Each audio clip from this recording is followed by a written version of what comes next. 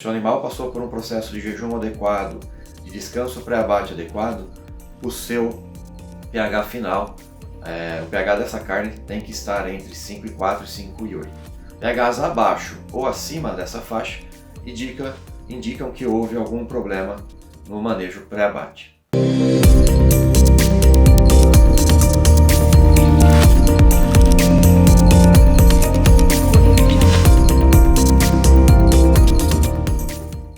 Olá! No Minuto Agro de hoje, o professor Dr. Marcel Boiago vai nos falar quais as principais análises realizadas para avaliação de qualidade de carne e quais os fatores que influenciam.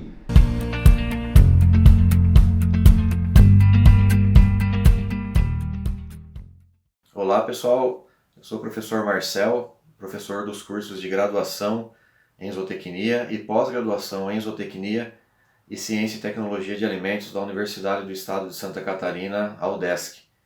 Hoje, a convite do pessoal do Presente Rural, nós vamos aqui falar brevemente sobre as principais análises referentes à qualidade de carne de aves. A primeira análise que a gente realiza quando a amostra chega até o laboratório é a análise de pH.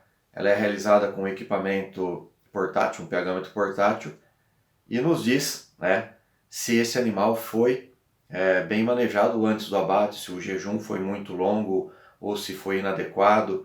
Enfim, os valores de pH final da carne de aves, ela fica em torno de 5,4 a 5,8. Isso após o término do rigor mortis, que é o processo de transformação do músculo em carne.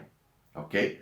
Então, se o animal passou por um processo de jejum adequado, de descanso pré-abate adequado, o seu pH final, o pH dessa carne tem que estar entre 5,4 e 5,8.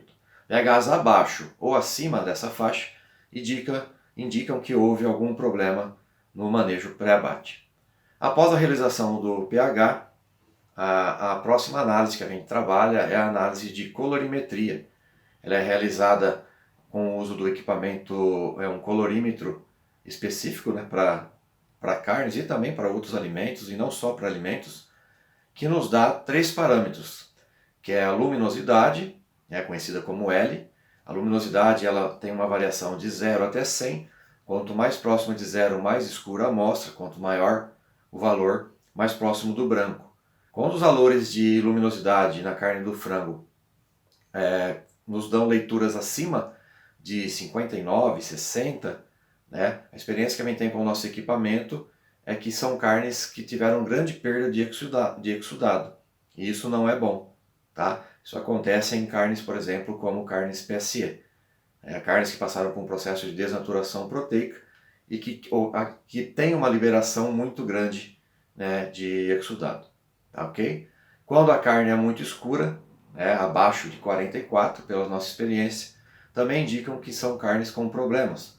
Não é comum em carnes de frango, mas existem a síndrome da carne DFD, que acometem principalmente os suínos.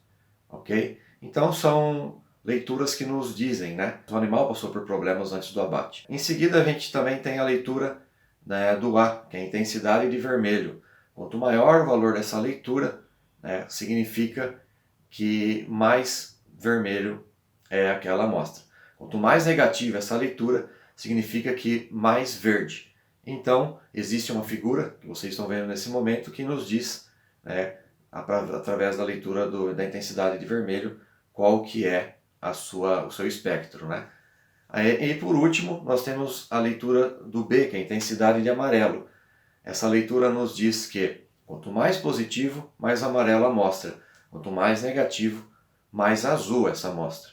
Então a análise de cor ela é influenciada pela idade da ave, pela alimentação, pela concentração de carotenoides na dieta, enfim, por vários fatores que podem acometer esses animais. Por exemplo, aves tipo caipira possuem intensidade de vermelho e de amarelo maiores do que aves criadas no sistema industrial. Após a realização da análise de cor, nós fazemos a nossa próxima avaliação, que é a capacidade de retenção de água.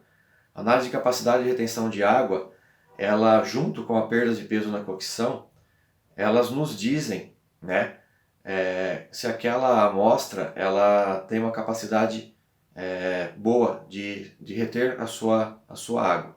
Então a amostra ela é submetida, uma amostra de aproximadamente 2 gramas, ela é submetida a uma pressão exata de 10 kg durante 5 minutos, e após esse tempo a amostra ela é retirada do papel, ela é envolta por um papel filtro e pesada novamente.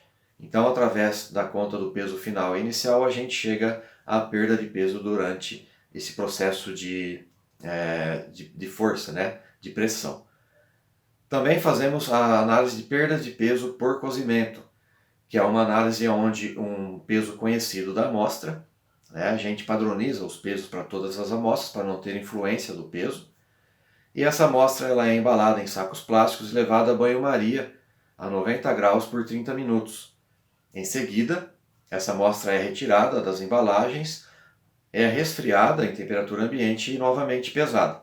Então essas amostras são pesadas e através da conta de peso final inicial também teremos a perda de peso durante a cocção. Essas são análises que simulam os processos que a carne passa, seja para uso doméstico ou seja na industrialização. Tá? Carnes com problemas como PSE perdem muito exudado, ok? Seja durante a pressão ou durante a cocção. Após essas análises, nós realizamos o nosso último teste, que é a força de cisalhamento.